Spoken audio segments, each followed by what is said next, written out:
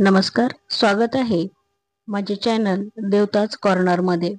आज आपण ह्या व्हिडिओमधून गुलाबाचे धार्मिक महत्त्व बघणार आहोत आणि त्याचे काय काय उपयोग आहेत आणि पूजेमध्ये ते किती महत्त्वाचे आहेत, या व्हिडिओमधून मी याची माहिती तुम्हाला देणार आहे। तर चला गुलाबांचे धार्मिक महत्त्व बघूयात।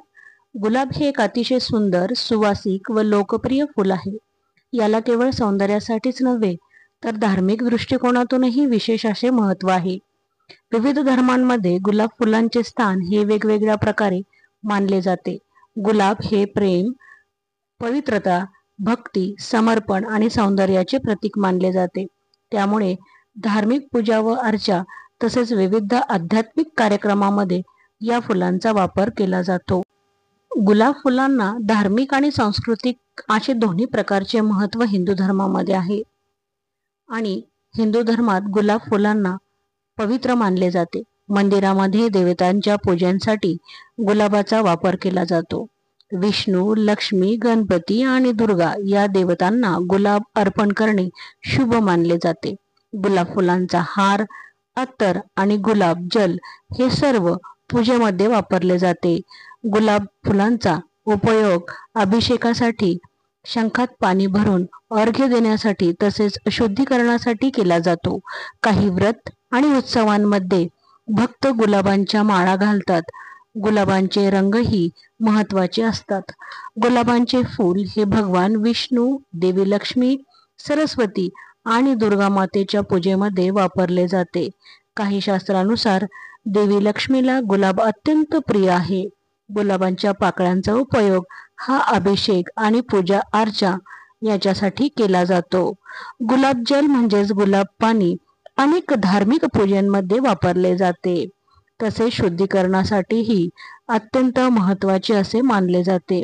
शुक्रवारच्या दिवशी लक्ष्मी पूजेत गुलाब अर्पण केल्यास धनलाभ आणि समृद्धी मिळते असे म्हटले आहे। काही ठिकाणी लक्ष्मी देवीच्या मूर्तीवरती गुलाब पाणी शिंपडण्याची प्रथाही आहे। भगवान विष्णूंच्या पूजेत आणि सत्यनारायणाच्या पूजेमध्ये गुलाब वापरला जातो। सरस्वती मातेच्या पूजनासाठीही गुलाबाचे फूल अत्यंत महत्त्वाचे आहे।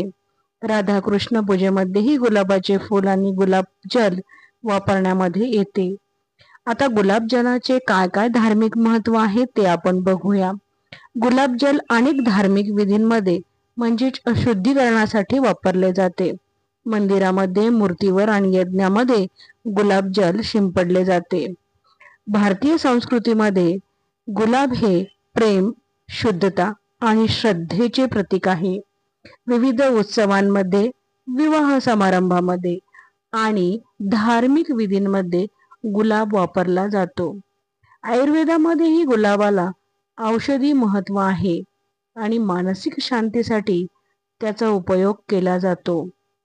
गुलाबांपासून बनवलेला गुलकंद हा पदार्थ विविध प्रकारच्या खाण्यासाठी वापरात आणतात व तो शरीरासाठी अत्यंत गुणकारी आहे, म्हणून बहुतेक जण गुलकंदांचे सेवन करतात।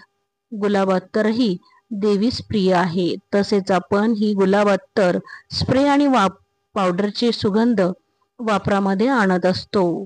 विवाह सोहळ्यामध्येही गुलाबाला विशेष असे महत्त्व आहे। काय महत्त्व आहे ते जाणून घेऊया।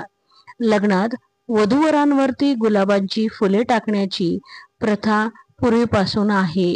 मंगळसूत्र बांधताना गुलाबांच्या माळा घालतात। उत्सव आणि सण यामध्येही गुलाबाला विशेष असे महत्त्व आहे। होळी असो, दिवाळी असो, गणेश चतुर्थी यासारख्या वेगवेगळ्या सणांमध्ये गुलाबांचे फूल पूजेमध्ये वापरले जाते। आयुर्वेदामध्येही याला महत्त्वाचे स्थान आहे। काय तर गुलाबांमुळे मन शांत करणारे, चित्त एकाग्र करणारे आणि शरीराला थंडावा देणारे मानले गेले आहे।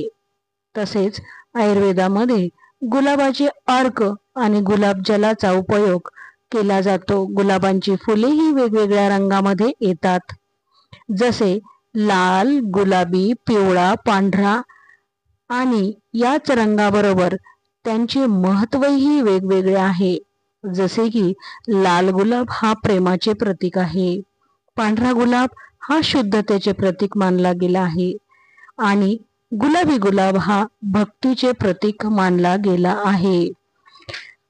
तर गुलाब ही फुले सौंदर्य आणि पावित्र्य आणि धार्मिक श्रद्धेचे प्रतीक आहेत. वेगवेगळ्या धर्मांमध्ये त्याचा उपयोग पूजा अर्चा, ध्यान आणि शांतीसाठी केला जातो. गुलाब केवळ शोभेसाठीच नव्हे तर धार्मिक, आध्यात्मिक आणि सांस्कृतिक दृष्टिकोनातूनही अत्यंत महत्त्वाचे आहे. प्रत्येक धर्मात आणि परंपरेमध्ये त्याचे स्थान विशेष असे आहे. तर माहिती आवडल्यास चॅनलला लाईक करा, सबस्क्राईब करा आणि कमेंट करायला अजिबात विसरू नका. धन्यवाद.